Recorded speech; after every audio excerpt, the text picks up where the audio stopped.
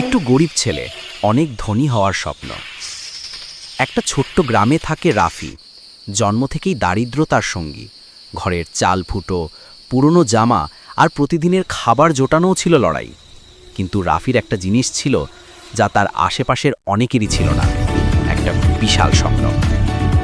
রাফি ছোটবেলায় রাতে আকাশে তারা দেখে ভাবত, একদিন আমি এই দারিদ্র্য ভেঙে বের হব, মা বাবাকে ভালো জীবন দেব, মানুষ আমাকে দেখে বলবে ছেলেটা পেরেছে।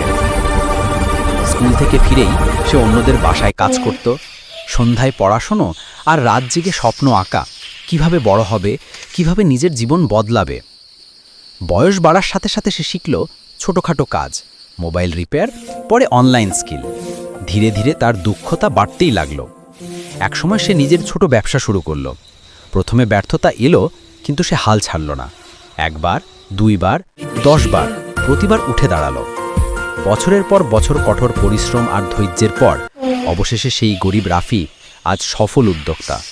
তার বাড়িতে আর ফুটো চাল নেই, বরং আছে আলো, স্বাচ্ছন্দ্য আর তার মায়ের মুখে হাসি। রাফির কথা সবাই এখন গর্ব করে বলে।